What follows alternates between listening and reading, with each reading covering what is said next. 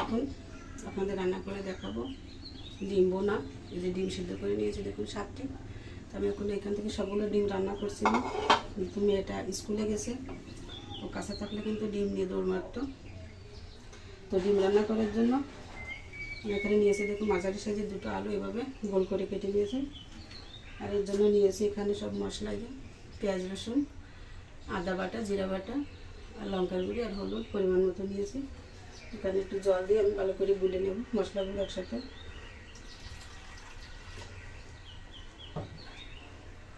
মশলাতে জল দিয়ে রাখলাম।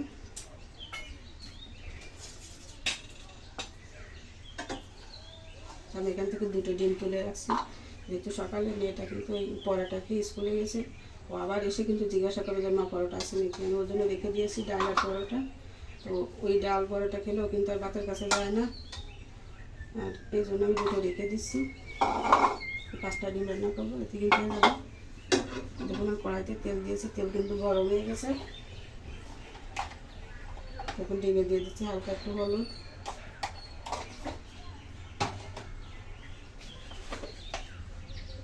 দিচ্ছি সামান্য একটু লঙ্কার গুঁড়ি,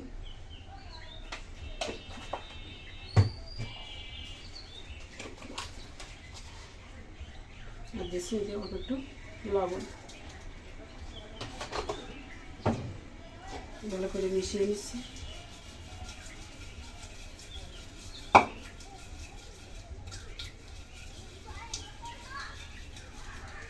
লবণ হলুদটা সুন্দর করে মাখিয়ে নিলাম। ওই মেয়ে কিন্তু স্কুল থেকে চলে আসছে, খেয়ে পাওয়া যাচ্ছে। আমি তো বড়িতে কিন্তু একটু হলুদও দিয়েছি, যেহেতু ডিম দিলে কিন্তু অনেকটা ছোটে, একটু হলুদ দিয়ে দিয়েছি।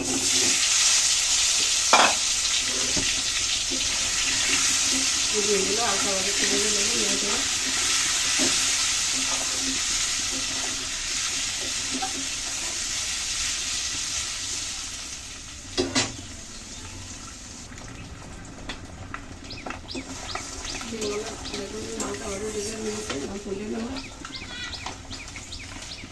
তেল কিন্তু অনেকটা গরম হয়ে যাওয়ার পরে দিয়ে দিয়েছি, তারপর দেখুন কতটা ফুটে উঠছে।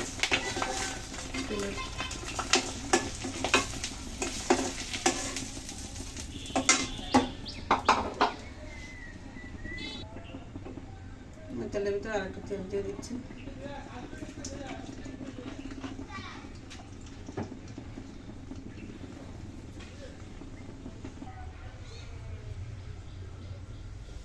তেলটা অনেক গরম হয়ে গেছে। আমি ফোড়নে দিয়ে দিচ্ছি যে শুকনো লঙ্কা, তেজপাতা, দিয়ে দিলাম গোটা জিরা।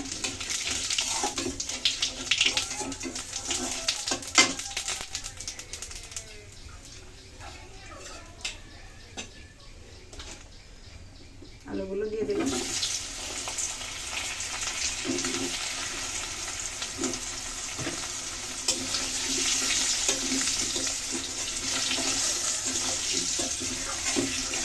মনে করছিল আলুগুলো বেরোবে না, সেটা খেয়াল নেই, আগের থেকে ফোড়নে দেওয়া হয়ে গেছে। এগুলো কী করবো দিয়ে দিলাম একসাথে। বন্ধুরা মূলত একটু শরীরটা কিন্তু আমার খুবই খারাপ, চেষ্টা করছিল না রান্না করতে, যেহেতু না করলে তো উপায় নেই। সকালে যেহেতু ডাল বড় কথা হয়েছে দুপুরবেলা, তো সেটাই তো সম্ভব নয়, বাধ্য করা লাগছে।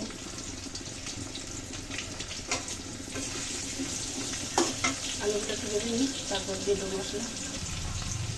আলুগুলো কিন্তু হালকা করে ভেজে নিলাম, এখন মশলা দিয়ে দিচ্ছি।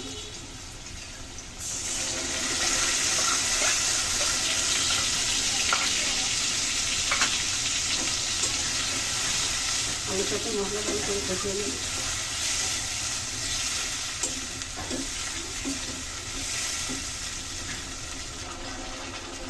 আলুর সাথে মশলা দিয়ে কিন্তু খুব সুন্দর কষানো হয়েছে, দেখুন তেল ছেড়েছে মশলা থেকে। ডিমগুলো দিয়ে দিচ্ছি একসাথে।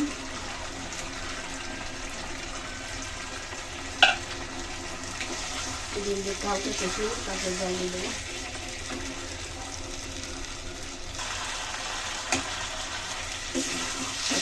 সুন্দর করে কষিয়ে নিলাম, এখন জল দিয়ে দিচ্ছি।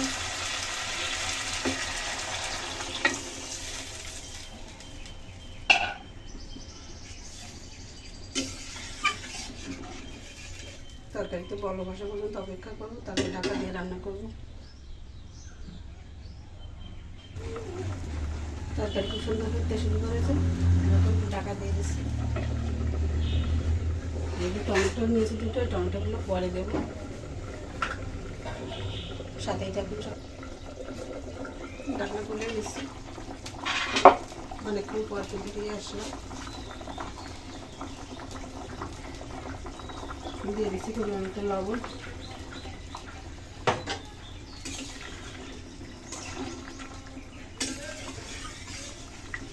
ভালো করে মিশিয়ে নিচ্ছি, আর একটু জল কমাবো।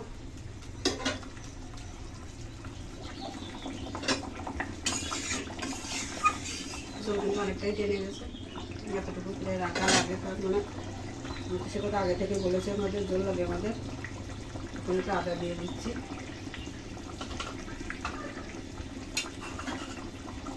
হাঁকলাম জিরা বাটা,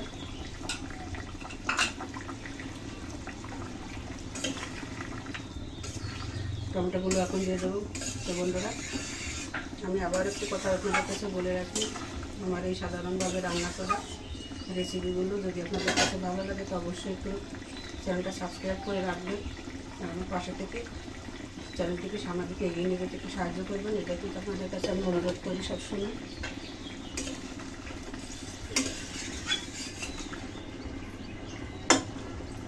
বন্ধুরা, আমি বোনার কথা বলেছিলাম, বোনা বলতে তো একটু ঝোলটা একটু টানা টানা করতে হয়, কিন্তু আমি তো সবসময় সেটা করতে পারি না। কিন্তু সে কথা বলেছি, বাচ্চাদের জন্য আমার ঝোল করতে হয় সবসময়। আমি এখন জিরা গরম মশলা দিয়ে দিচ্ছি। জিরা গুঁড়ি এখন আর করা নেই, কিন্তু আমি বললাম ওর শরীরটা খারাপ, এই জন্য কিন্তু আর আমি করিনি, শুধু কাঁচা বাটাই দিয়ে দিলাম। এরকম গরম মশলাটা দিয়ে ভালো করে মিশিয়ে নিচ্ছি। এরকম হালকা একটু ঢেকে রেখে দেবো, তাতে কিন্তু টমেটো সিদ্ধ হয়ে যাবে। আর গরম মশলা দিলে একটু সুন্দর করে সব কিছুতে মিশে যাবে।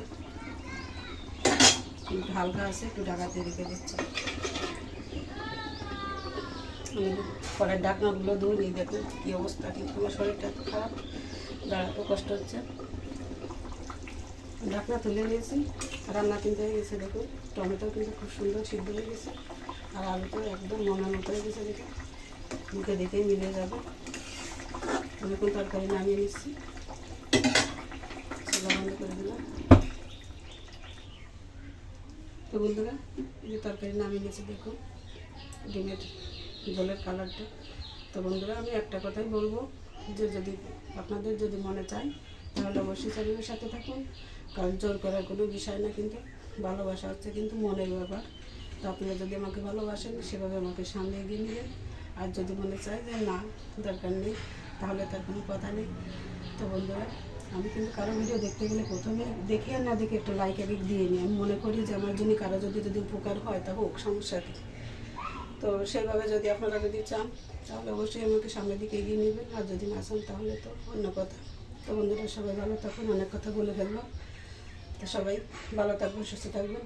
সবাইকে অসংখ্য ধন্যবাদ এতক্ষণ আমার সাথে থাকার জন্য কষ্ট করে। তো সবাই সুস্থ থাকুন। আজকের মতো এখানে রাখছি।